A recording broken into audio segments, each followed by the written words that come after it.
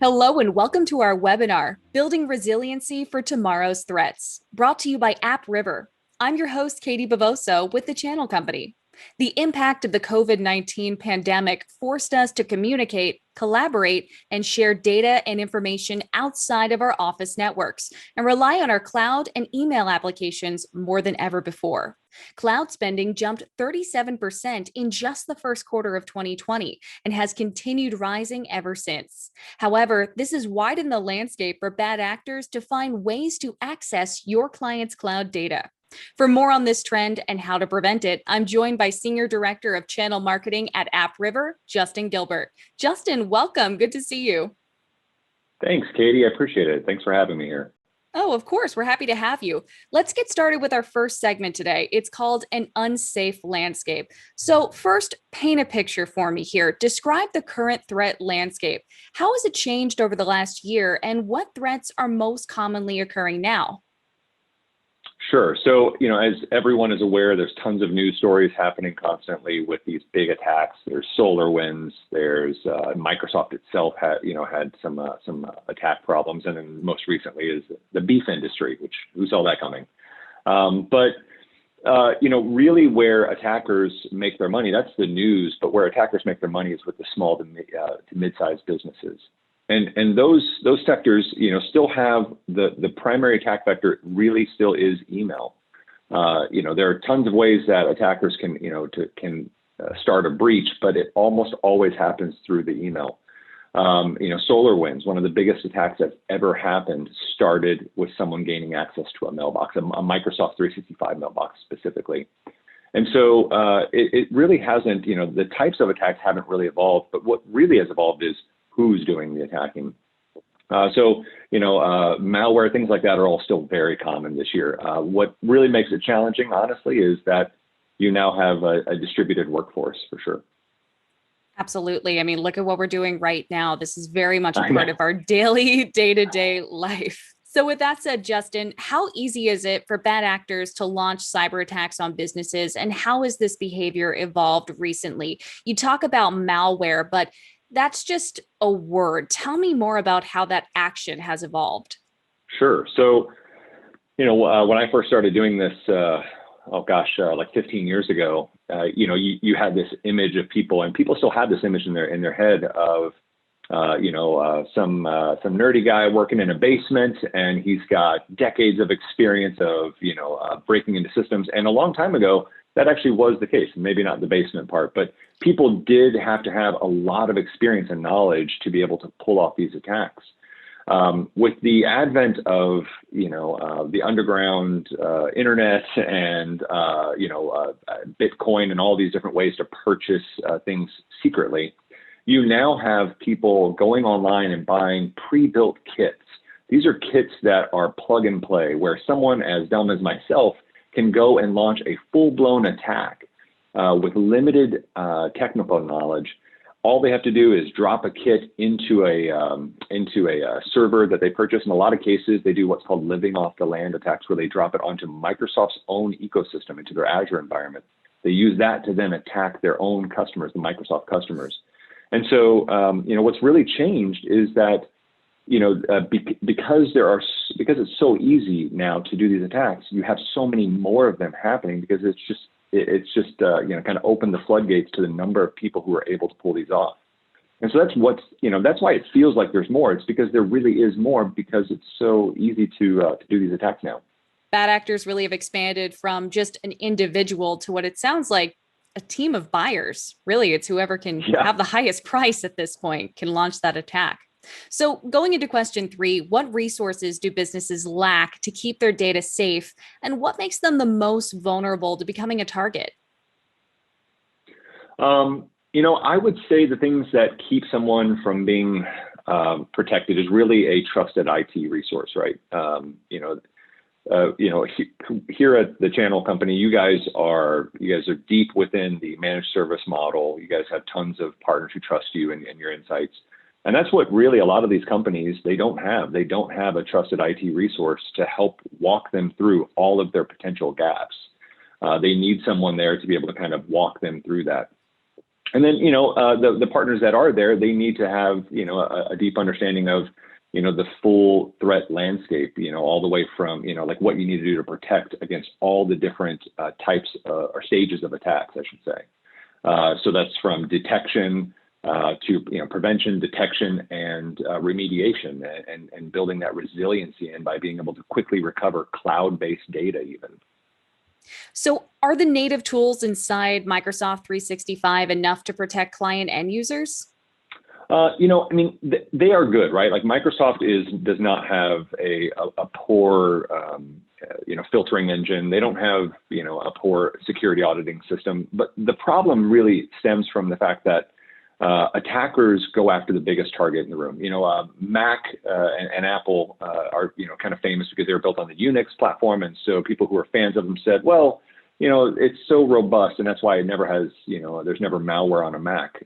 That's not actually the case. The real reason is because it's not the biggest target. Microsoft Windows has always been the biggest target.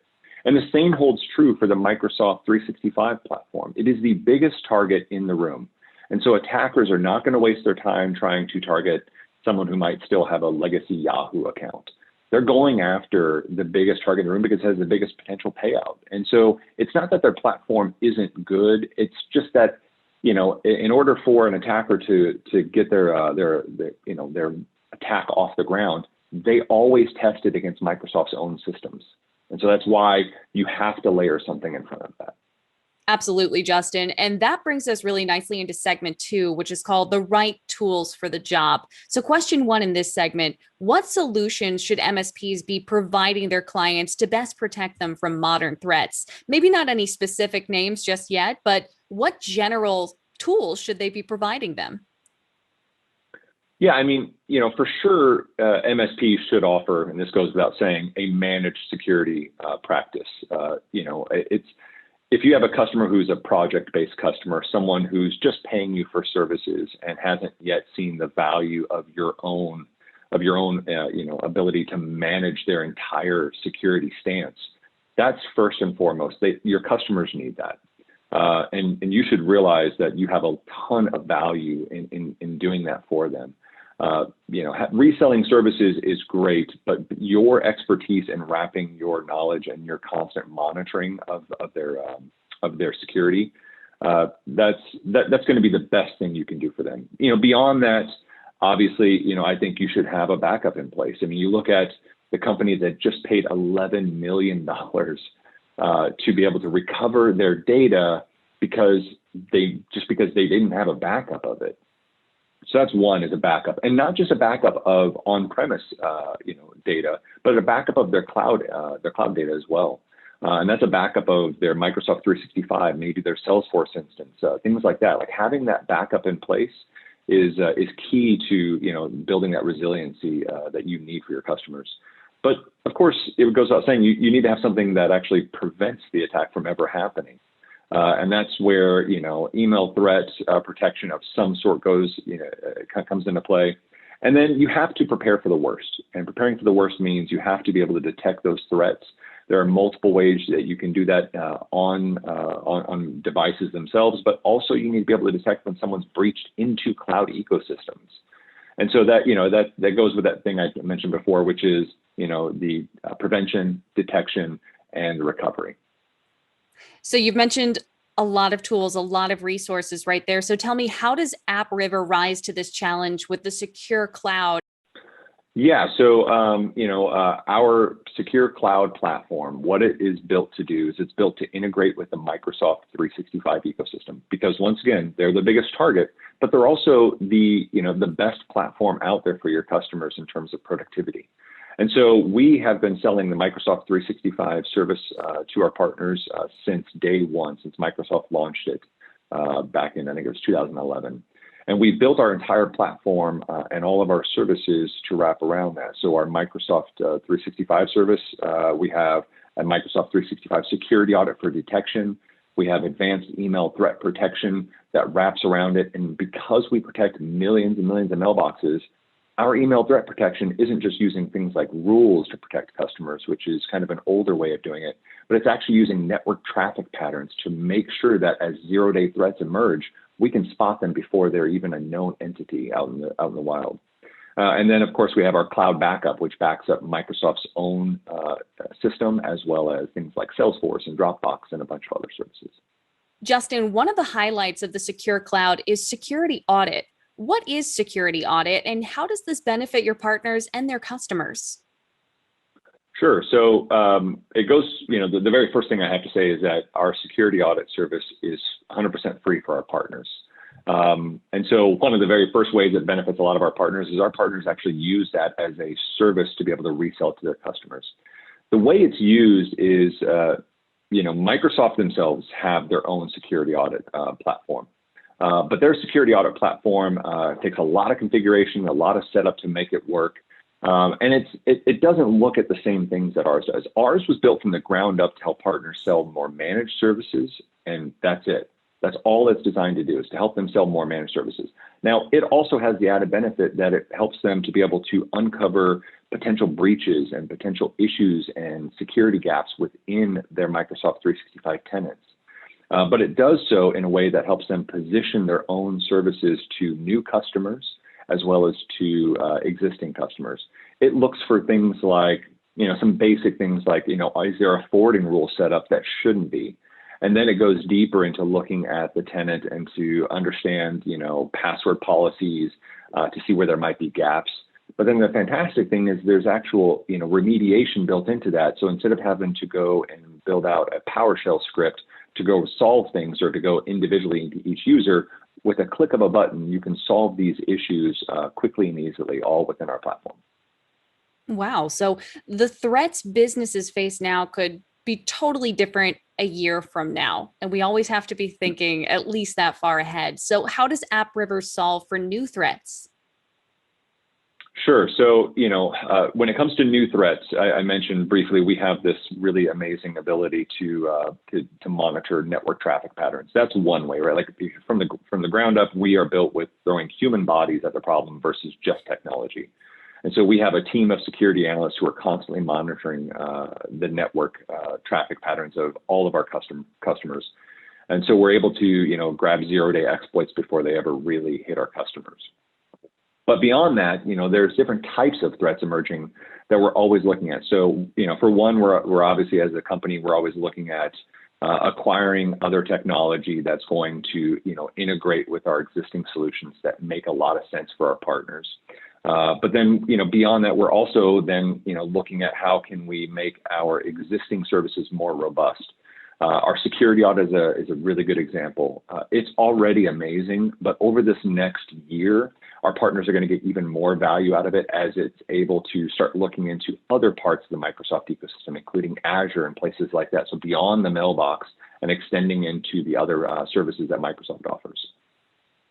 So Justin, obviously you've mentioned Microsoft a lot, and that's because AppRiver has a very long-standing relationship with Microsoft. How does this differentiate your solutions and AppRiver as a vendor? Yeah, it's interesting in that you could definitely go to a competitor of ours. I'm a big fan of most channel vendors. I don't really have any sort of heartache against any of them. You can go to any channel vendor who, let's say they only offer Microsoft 365 and really nothing else. Or the alternative, which is somebody who only offers, let's say, email threat and backup, but not the mailbox. The problem you run into with both of those is that you're only really getting half of what you need. And you then have to go to someone else. It means you have to add inefficiencies for your support team to be able to support, multiple vendors. You have billing inefficiencies. And as a managed service practice, you're all about building your own efficiencies, reducing the amount of money you're spending in support and billing hours. So that way you can, pad that margin a little bit more.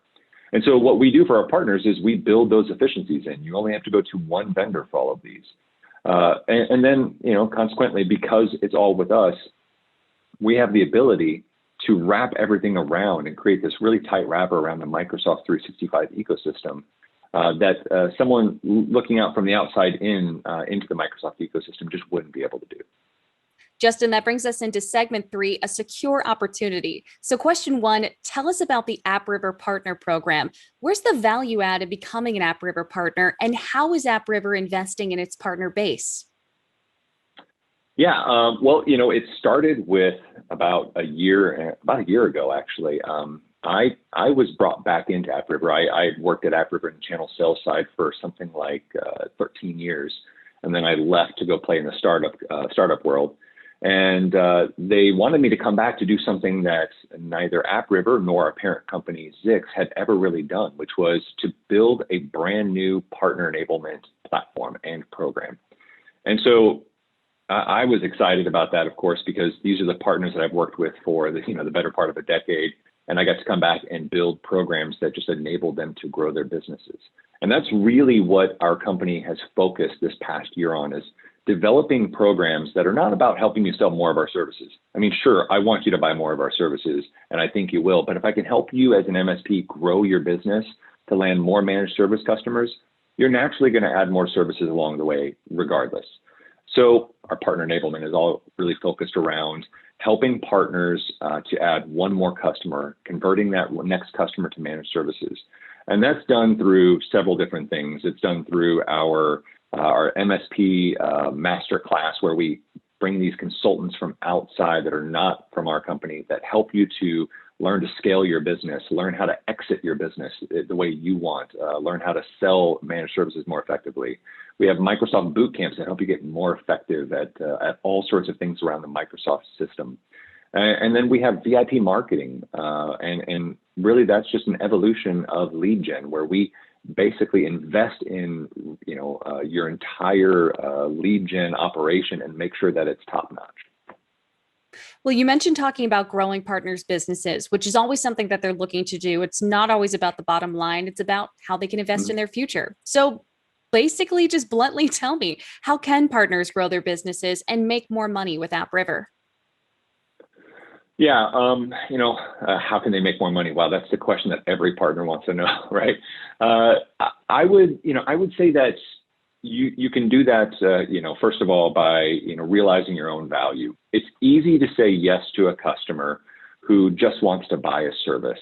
One of the best speaking engagements I ever heard was actually at a CompTIA event, which it was a speaker who basically said, you have to know when to say no. You have to start saying no more often. You have to say no to the opportunities that are actually not going to, help you grow your managed service practice.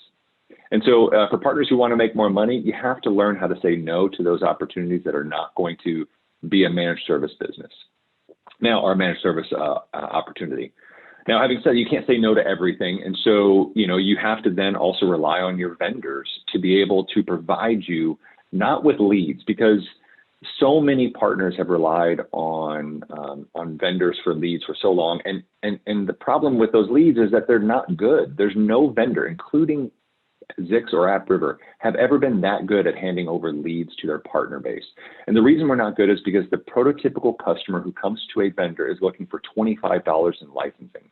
They're not looking for a multi-$1,000 managed service agreement. And so I'm handing you basically something that's going to actually hurt you in the long run, because you're going to keep trying to support these very small customer opportunities that aren't going to really convert to a large opportunity. And so what you need is a vendor or a vendor program that goes further up the funnel and helps you land that opportunity before they're ever looking for someone like us. When they're first out there looking, you need to find someone to help you find that customer. And so that's what we've been doing with our partners. With our partners who've invested with us, we are investing in them by actually going up funnel and helping them, launch AdWords campaigns for their own managed service practice. We're helping them, create social media strategies and build entirely new go-to-market strategies around that. Thanks so much for going into that, Justin. One of my last questions before we end here, what support do you provide to your partners? It's obviously not all just about doing business, like I said. How do you support them through that partner program? Yeah, so we support them in lots of ways. We have things like MDF, of course, just like every other vendor does. That's kind of like the checkbox. You have to have MDF. But then we go beyond that with things like proactive MDF. During this past year, you started off talking about, the impact of COVID on security, but the impact of partners on, because of COVID has been pretty dramatic.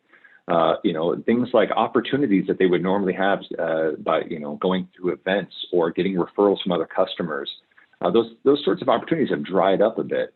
And so what we've developed is actually pre-built list of opportunity engines for our partners. We go out there and work with third parties who are experts at sales and marketing and online digital advertising, and we bring these campaigns to our partners. And those campaigns are pre-built, they're fully paid for, and we launch them for our partners to help to kind of drive business to them.